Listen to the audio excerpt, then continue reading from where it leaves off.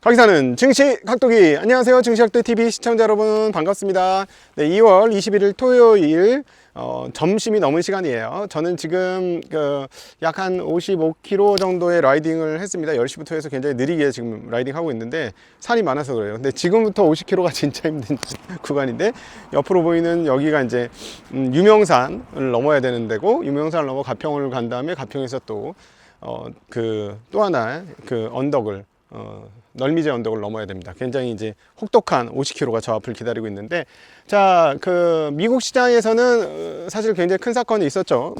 지표도 굉장히 큰 건이 발표가 됐었는데, 지표 중에서는 저 건이 발표가 있었습니다. 그러니까 제조업 구매 관리자 지수, 그거는 조금 높게 나왔고요. 그 다음에 이제 GDP 발표가 있었습니다. GDP는 지난 분기에는 연한산 4% 이렇게 올랐었는데, 이번에는 얼마가 나왔냐면 겨우 1%대가 나왔습니다. 그리고 제일 중요한 거는 저거죠. 관세가 대법원에서 불법 판결을 받았습니다.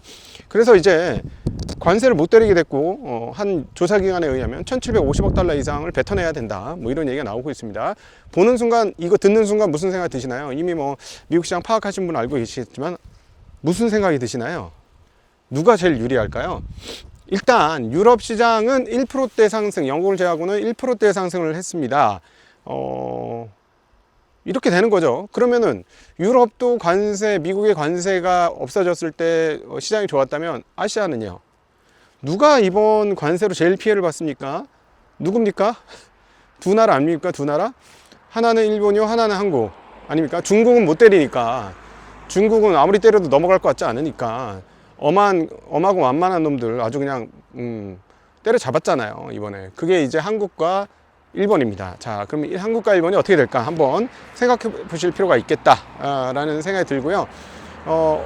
어찌되었건 그럼에도 불구하고 미국 행정부의 일이지, 미국 기업들 입장에서는 이게 기다렸던 뉴스입니다. 그래서 특별히 물건을 수입하는데 사실상 말도 안 되는 얘기잖아요. 관세를 왜 외국에서 물어? 물론 이제 외국 회사에 미국 지사가 있으면 미국 지사가 그 관세를 일부 감당을 해야 되니까 가격을 막바로 못 올리고 그럴 수는 있죠. 그럴 수는 있으나 결국은 미국 기업들이 관세에 올리는 거 아니에요. 제일 큰 문제가 있는 회사들은 어디예요? 수입품을 많이 파는 곳이죠. 월마트나 아마존 이런 회사일 겁니다. 근데 이제 아마존은 많이 올랐는데요, 월마트는 그렇진 않아서 그건 좀 희한하지만, 그럼에도 불구하고 수입과 관련된 일을 많이 하는 애플이라든가 이런 회사들은 굉장히 좋은 모습을 보여주었습니다. 엔비디아도 마찬가지고요. 자, 그러니까 이 관세를 주식시장에서 환호를 했고, 그것들 중에서도 기술주는 더 큰 환호를 했다. 그래서 소형주보다는 대형주보다는 기술주 중에서도 빅테크 쪽에서 마이크로소프트 정도를 제외하고는 아주 좋은 모습을 보였다 하는 것이 오늘 미국 시장의 핵심적인 흐름이다라고 볼 수 있겠습니다. 자, 그런데 앞서 잠깐 언급드렸습니다만 GDP 성장률은 매우 낮게 나왔고요. 자, 그러면 경기를 상승시켜야 되지 않겠어 하는 의견이 하나 있을 것이고요. 반면에 PC 가격 지수가 나왔는데 이게 진짜 높게 나왔어요. 근원 PC는 전월 대비 0.3%? 0.4%? 지금 다시 볼 수도 없고 제 기억력이 좀 애매한데 0.3% 아니면 0.4%, 전년 대비는 3.0%입니다. 그리고 근원 아닌 것도 전년 대비는 2.9%, 전월 대비 0.3% 정도 올랐어요. 그러니까 이 말은 무슨 말이냐? 많이 올랐다는 겁니다. 즉 인플레이션이 전혀 안정이 되지 않고 있다라는 얘기가 되겠어요. 자, 그러면 어떻게 되겠습니까? 일단 5월 달 이럴 때 금리 인하 기대감은 확 없어졌고요. 6월 달까지도 금리 인하 기대감은 많이 떨어져 있는 상태입니다. 케빈 워시가 되어서 금리를 인하할 거라는 기대가 시장에 좀 섞여 있겠습니다만은, 지표 계속 이런 식으로 나오면 금리 인하하기 어렵겠죠. 오히려 인플레이션에 대한 궁금증이 있을 수 있겠습니다. 자, 근데 또 여기 인플레이션에 관세는 영향을 미칠까요? 네, 미치죠. 이건 또 어떻게 될까요? 그런데 어제 보셨습니다만은 인플레이션에 영향을 더 많이 미치는 건 미국에서는 이제는 관세보다는 뭐였죠? 예, 서비스, 그 다음에 인건비 이쪽이었죠. 왜 그러죠? 반이민 때문에 그렇습니다. 자, 일단 관세법이 내려가면 주식시장은 당분간은 좋은 모습을 볼 것 같습니다. 근데 인플레이션이 계속 저렇게 고공행진을 하면은 금리 못 내리겠네라고 생각하면, 사실상 올해 적어도 한 2번은 금리 내릴 거라고 생각하면서 시장에 대응했던 시장들은 어떤 모습을 보일까? 자, 그러면 그럼에도 불구하고 지금 트럼프가 반이민 이런 건 포기할 것 같지 않고, 자, 그러면 트럼프는 어떻게 될까? 시장도 크게 못 오르면 중간 선거를 시장이 못 오른 상황까지 맞이하면 트럼프는 어떻게 할까? 트럼프 행정부는 뭐 이런 뭐 여러 가지 생각이 들죠. 네, 듭니다. 저는 그래서 개인적으로는 뭐 트럼프에 대한 뭐 개인적인 선호나 불호 뭐 이런 거 떠나서 트럼프가 그 중간 선거 잘 안 되면 미국 시장 별로일 것 같아요. 그냥 감입니다. 이건 감. 뭐 근거 별로 없어요. 왜냐하면 그 무엇보다도 자랑할 게 주식시장밖에 없었던 입장에서의 트럼프 행정부가 주식시장마저 재미없으면서 뭐 예를 들어 물가도 썩 잘 잡지도 못했고 그 다음에 뭐 그 몇몇 지지자들 입장에서는 진짜 메이크 아메리카 그레이트 어게인 하고 있는 것처럼 보이긴 합니다만 일반 서민들 입장에서는 물가가 올라가 가지고 생활이 팍팍해졌기 때문에 그냥 그런 것 같은 거예요. 그래서